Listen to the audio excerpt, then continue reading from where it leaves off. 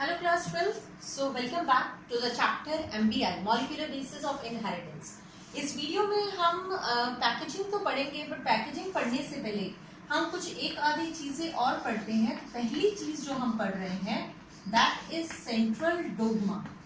तो हम बात कर रहे हैं about central dogma. Exam point of view से वेरी इंपॉर्टेंट, आपको बहुत बार पूछा जाता है क्या चीज है सेंट्रल डोग्मा, या इसको ऐसा नाम दिया क्यों गया। तो देखिए, central dogma is given by the scientist called Francis Crick. Francis Crick scientist जो था, उसने सेंट्रल डोग्मा दिया। क्या बातें उसने उसके बारे में कही?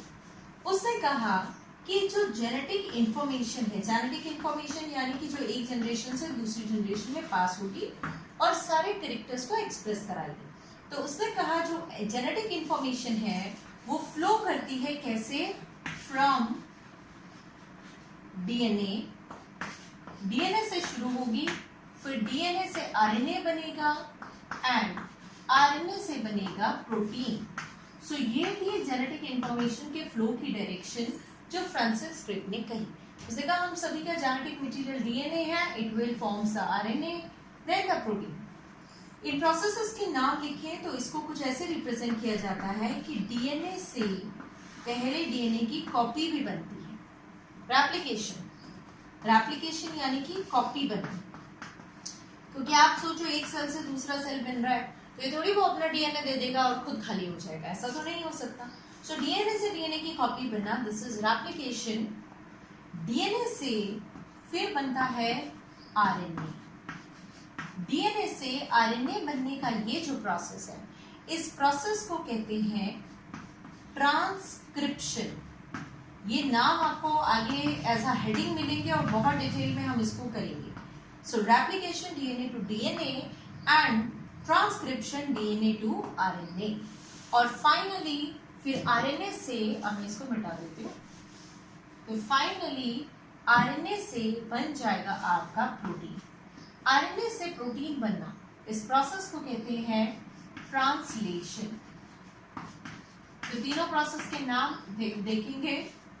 DNA to DNA formation is replication, DNA to RNA formation is transcription and RNA to protein formation is translation। इस तरीके से ही हर किसी का जेनेटिक इंफॉर्मेशन फ्लो होती है। बट क्या हर किसी में एक्चुअल में ऐसे ही होती है? क्या किसी में डिफरेंट नहीं होती? तो बिल्कुल कईयों में डिफरेंट भी होती है। और वो कौन होते हैं? That is the central dogma is not followed in case of viruses. आपको पता है वायरसेस तो वैसे बिल्कुल डिफरेंट है, तो वो जो वायरसेस हैं वो सेंट्रल डोग्मा फॉलो नहीं करते। ऐसा क्यों? क्योंकि इन वायरसेस का, मैक्सिमम वायरसेस का जेनेटिक मटेरियल आरएनए होता है। सोचो आरएनए है तो डीएनए तो है ही नहीं जो वो डीएनए से आरएनए, आरएनए से प्रोटीन बनाए। तो इन्हें क्या करना पड़ता है? पर एक चीज और है, आप कहोगे ठीक है आरएनए है तो आरएनए से डायरेक्ट प्रोटीन बना देगा, बट ये भी पॉसिबल नहीं है। ऐसा क्यों पॉसिबल नहीं है? क्योंकि वायरसेस की खुद की तो मशीनरी है ही नहीं जो वो अपने आरएनए से प्रोटीन बना दे। इसीलिए उसको जिसके भी अंदर जाएगा, मान लो कोई वायरस हमारी बॉडी में आता है तो वो हमारी बॉडी के सिस्टम को यूज करता है, और हमारी बॉडी तो डीएनए यूज करती है। ध्यान से सुनिए मैंने क्या कहा। मैंने कहा वायरसेस का जेनेटिक मटेरियल आरएनए है, बट ये अपने आरएनए से डायरेक्ट प्रोटीन नहीं बना सकते क्योंकि इनके पास खुद की मशीनरी नहीं है। ये मशीनरी यूज करेंगे किसी और के बॉडी की, किसी होस्ट के बॉडी की, और किसी भी होस्ट में जाए, ह्यूमन में या किसी और में, उन सभी का जेनेटिक मटेरियल डीएनए है। यानी इसे अपने आप को पहले बनाना पड़ेगा डीएनए। आरएनए से डीएनए बनाना पड़ेगा। सो आरएनए से डीएनए बनने का ये जो प्रोसेस है इसे कहते हैं रिवर्स ट्रांसक्रिप्शन। सो रिवर्स ट्रांसक्रिप्शन होगा और आरएनए से डीएनए का फॉर्मेशन हो जाएगा। इस रिवर्स ट्रांसक्रिप्शन का साइंटिफिक नेम टैमिनिज्म भी होता है। टैमिनिज्म, राइट, टैमिनिज्म नाम भी होता है, इसी को बोलते हैं। तो ये आपको एनसीईआरटी में नाम टैमिनिज्म नहीं दिया, बट आपको ये बताया है कि some viruses are there which do not follow the central dogma. तो यहाँ पर बात हो गई सेंट्रल डोग्मा की। तीन ही बातें याद रखनी है। That central dogma is given by Francis Crick. Central dogma states that the information flow from DNA to RNA in protein. And the third thing that viruses do not follow central dogma, they follow central dogma reverse. ठीक है, अब करते हैं अगले topic की बात, और वो अगला टॉपिक है हमारा packaging. So let us talk of packaging. किसकी पैकिंग? डीएनए की packing. Packaging of DNA. Detail में तो यूकेरियोट की करेंगे, पर पहले हम बात कर लेते हैं प्रोकैरियोट की. पढ़ा हुआ होगा आप लोगों ने पहले प्रोकैरियोटिक सेल. याद दिलाती हूँ थोड़ा सा. प्रोकैरियोट यानी बैक्टीरियल सेल जैसा होता है. इस तरीके से मीजोसोम फोल्डेड होते हैं और ये लेयर होती है और न्यूक्लियस नहीं होता. सारा जेनेटिक मटेरियल इस तरीके से किसी मीजोसोम, ये बैक्टीरिया का स्ट्रक्चर किसी मीजोसोम से अटैच रहता है और यहाँ न्यूक्लियस वगैरह कुछ नहीं है. इसको कहते हैं, सारा का सारा इकट्ठा हो रखा है, इसे कहते हैं न्यूक्लियोइड.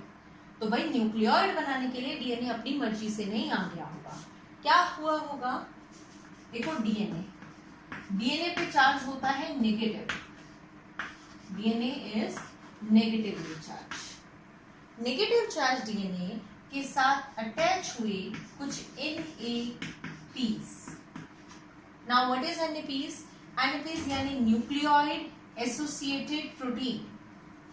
सो डीएनए के साथ कुछ न्यूक्लियोइड एसोसिएटेड प्रोटीन अटैच होंगे और ये होंगे पॉजिटिव चार्ज. नेगेटिव वाला पॉजिटिव को अट्रैक्ट करेगा तो डीएनए आराम से इन प्रोटीन्स के साथ कॉइल हो जाएगा and they will together form the structure nucleoid. इस तरीके से न्यूक्लियोइड की फॉर्म में वो प्रेजेंट रहेगा. ये जो आपने पढ़ा, ये आपने पढ़ा packaging of DNA in case of prokaryotes. पर अब हम पढ़ेंगे main part, that is packaging of DNA in case of eukaryotes.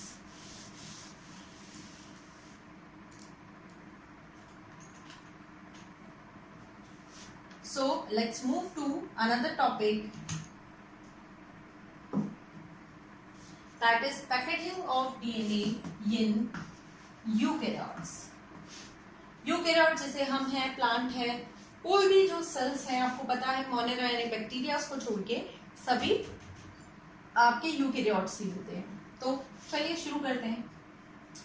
जैसा कि मैंने बताया डीएनए पे चार्ज होता है नेगेटिव. तो ऑब्वियस सी बात है डीएनए उस कैसी ऐसी चीज पे ही अराउंड कॉइल हो पाएगा जिसके अराउंड चार्ज हो पॉजिटिव. तो वो काम होता है हिस्टोन प्रोटीन्स का. जो हिस्टोन प्रोटीन्स होते हैं वो पॉजिटिवली चार्ज होते हैं. डीएनए हमने बताया negatively charge and histone proteins में बता रही हूँ पॉजिटिवली चार्ज. क्या होगा देखिए, एक्चुअली जो हिस्टोन प्रोटीन्स होते हैं वो कौन कौन से होते हैं? देखो H1, H2A, H2B, H3, H4. 5 histone proteins.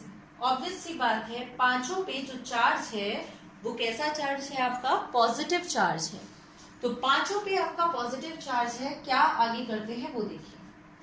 ये बनाते हैं histone octamer. Histone octamer. Octa मतलब क्या होता है? ऑक्टा मतलब होता है 8. हिस्टोन ऑक्टामर मतलब 8 हिस्टोन प्रोटीन एक साथ आ जाए. वो 8 होते हैं H1 को छोड़ के. ये 4 है. ये हर कोई 2 बार होता है, जिसे मैं आपको समझा रही हूं. देखिए H2A 2 बार. ये भी H2A है, इसके पीछे वाला भी H2A है. सेम वे H2B 2 होंगे.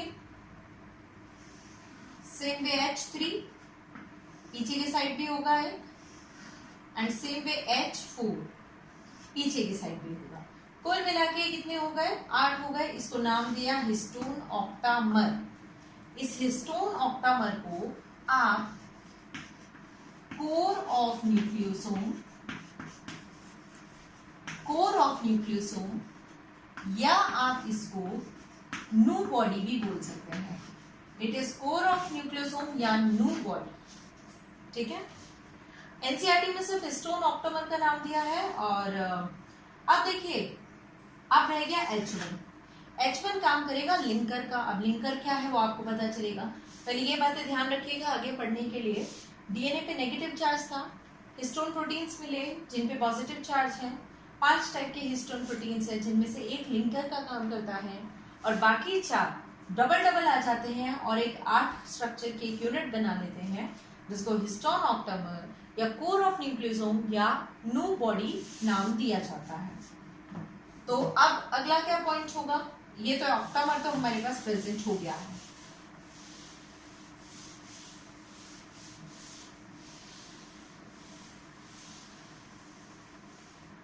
देखिए आगे के पॉइंट्स की बात करते हैं। तो मैंने कहा ये ऑक्टामर, ये क्या है आपका हिस्टोन ऑक्टामर जो आपने बात की, इसे हमने कोर ऑफ न्यूक्लियोसोम भी कहा। इस पूरे हिस्टोन ऑक्टामर को मैं ऐसे ना बना के एक सिंपल सा स्ट्रक्चर बना रही हूं, एक सर्कल बना रही हूं। सर्कल बनाया है पर ऑब्वियसली बात है, यही मान के चलो इसमें ये सारे हैं, 8 हैं इसके अंदर, ठीक है। अब देखिए आगे क्या होगा। आगे इसके ऊपर डीएनए कॉइल हो जाएगा। जो डीएनए है आपका वो इसके ऊपर, क्योंकि डीएनए पे चार्ज था नेगेटिव, हिस्टोन पे चार्ज था पॉजिटिव, इस तरीके से ये आपका डीएनए है, ये हिस्टोन के ऊपर कॉइल हो गया, राइट। ये क्या थी अंदर वाला सर्कल? वो ये है, यानी हिस्टोन ऑक्टामर है। This is histone octamer. और अब ये सर्कल खुलना चाहे तो यहां पर ये क्या है आपका? ये है वो डीएनए जो कॉइल हुआ, और ये जो अब आया है आपका, ये जो मैंने अब बनाया, दिस इज H1। ये H1 है, वही H1 जो लिंकर का काम करता है, ये वही H1 यहाँ पर है। तो इस तरीके से ये आपका हिस्टोन ऑक्टामर था और इसके ऊपर ये स्ट्रक्चर आ गया है। ये जो पूरा स्ट्रक्चर इस टाइम आपके सामने दिखाई दे रहा है आपको, इसको बोलते हैं न्यूक्लियोसोम। This is nucleosome.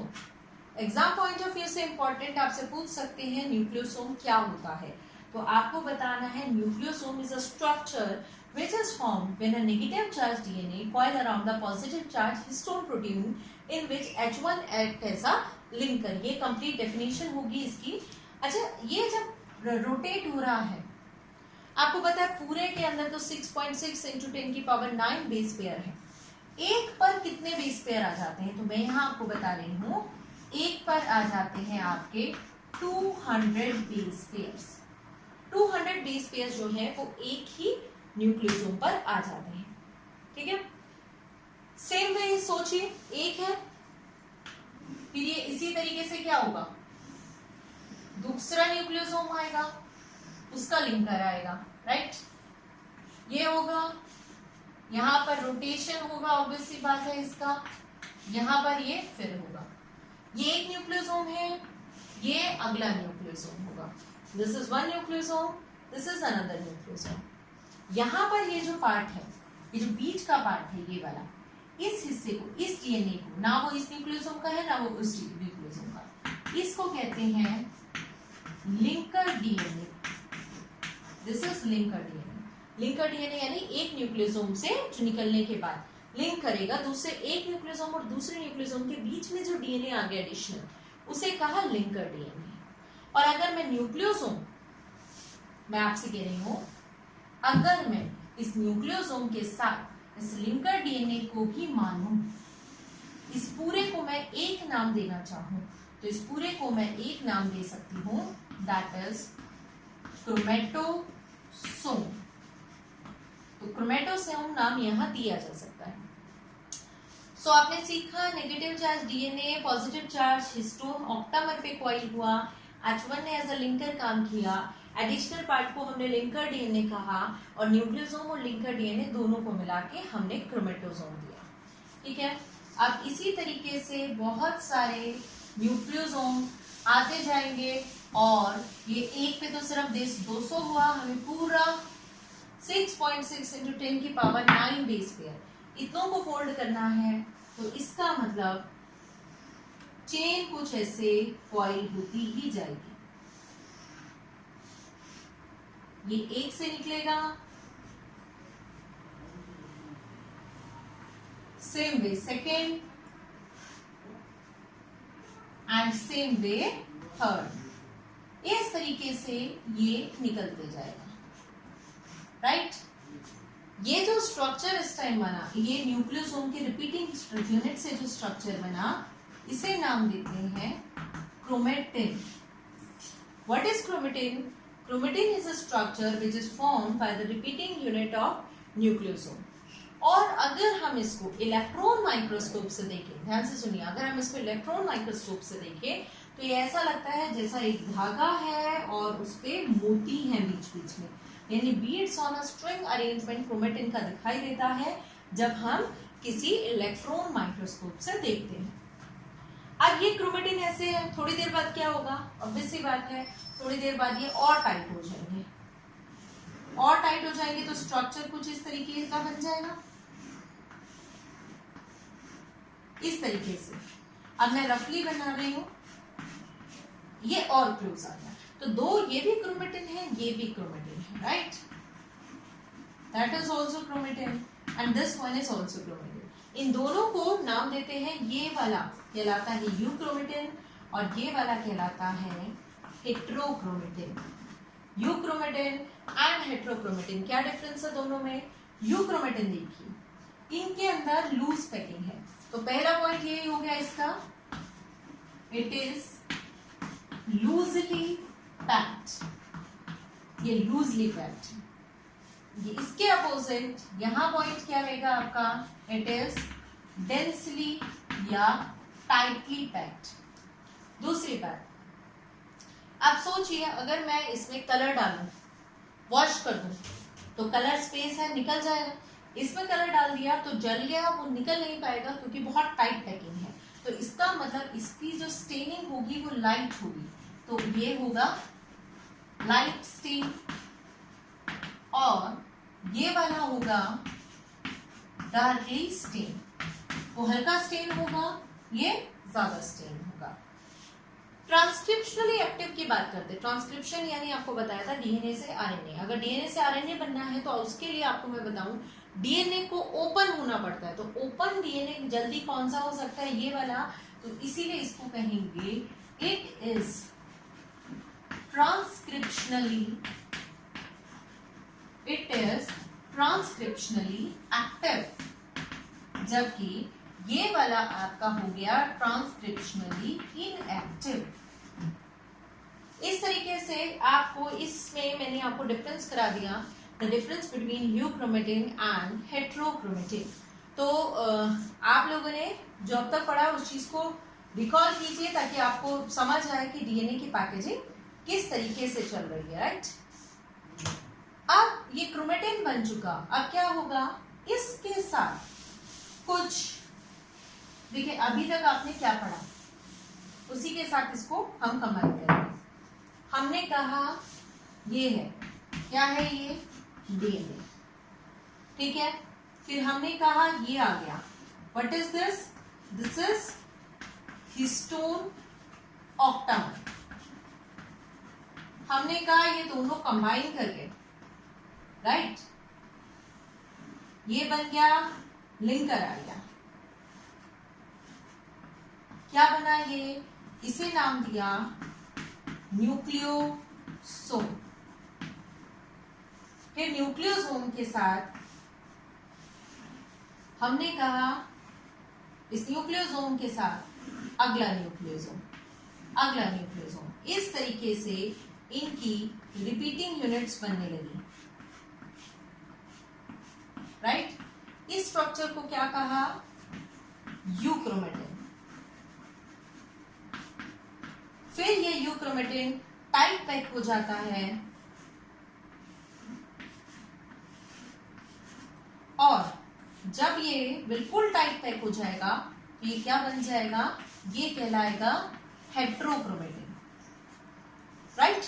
अब इसके आगे की बात सुनिए, हेट्रोक्रोमेटिन के आगे क्या, हेट्रोक्रोमेटिन अब एसोसिएट होगा कुछ आपके नॉन हिस्टोन प्रोटीन्स के साथ। नॉन हिस्टोन आपके प्रोटीन्स होते हैं, ठीक है, या इसको पूरा नाम देते हैं नॉन हिस्टोन क्रोमोसोमल प्रोटीन, इसके साथ भी अटैच होगा और धीरे धीरे ये कंडेंस होंगे और ये बन जाएंगे क्रोमोसोम। क्रोमोसोम का स्ट्रक्चर आपको पता होगा, ये होता है क्रोमोसोम। क्रोमोसोम की एक आर्म जो होती है उसको कहते हैं क्रोमेटिड। तो ये हुआ आपका पैकेजिंग कंसेप्ट क्लियर। इस तरीके से आपका इतना लंबा 2.2 मीटर का डीएनए एक इतने छोटे न्यूक्लियस में आ जाता है जो विजिबल ही नहीं है, ठीक है, जिसको हम देख ही नहीं सकते, माइक्रोस्कोप से ही वो विजिबल है, उतने छोटे के अंदर आ जाता है। एक न्यूमेरिकल और हमें इससे रिलेटेड करना है, कुछ पिछले वीडियोस में हमने कुछ न्यूमेरिकल्स किए थे, इस वीडियो में भी एक न्यूमेरिकल हमें करना है। I think it would be better. हाँ जी, एक न्यूमेरिकल और इसमें आता है, क्या है वो, मान लीजिए आपको क्वेश्चन दिया calculate number of beads. Beads का मतलब ये न्यूक्लियोसोम, ये बीड जैसे दिखते हैं ना, मोती जैसे, तो कह रहे हैं calculate the number of beads in a mammalian cell, यानी एक मैमल का सेल है, आप अपना ही मान लो, हमारी बॉडी का सेल है, हमें कहा कितना आएगा, कितने बीड्स होंगे आपके, सिंपल सोचो, एक बीड पे कितने न्यूक्लियोसोम होते हैं, 200, एक बीड पे 200 न्यूक्लियोसोम, कितने, 200 बेस पेयर, एक बीड पे 200 बेस पेयर, सॉरी मैं न्यूक्लियोसोम बोल रही थी, एक बीड पे 200 बेस पेयर, और आपके पास कितने बेस पेयर हैं, हमारे पास है 6.6 इंटू 10 की पावर 9 बेस पेयर। जब एक बीड पे 200 है तो कितनी बीड्स पे कितने बेस पेयर आएंगे, तो उसका सिंपल सा आपका एक कंसेप्ट रहेगा, नंबर ऑफ बीड्स निकालनी है, क्या करो, टोटल बेस पेयर को डिवाइड कर दो, किससे, एक पे कितने आते हैं, number of base pair in one Beed, एक बीड पर कितने बेस पेयर, तो टोटल बेस पेयर कितने हैं आपके, ये हैं 6.6 इंटू 10 की पावर 9, डिवाइड किया, number of base pair in one Beed, एक बीड में कितने हैं 200, यानी कितने हो गए 3.3 इंटू 10 की power 7 beads. This is the answer, यानी आपके सेल में ऐसे इतने बीट्स होते हैं, तो किसी का भी आप निकाल सकते हैं, बस उनके बीट्स रखिए और 200 से उसको डिवाइड कर दीजिए। तो यहाँ पर कंप्लीट हो गया हमारा एक तरीके से पहला टॉपिक मानो बुक का, that is packaging, structure of DNA and packaging of DNA. Next video से हम लोग सर्च करेंगे जेनेटिक मटेरियल की। चलिए, थैंक यू।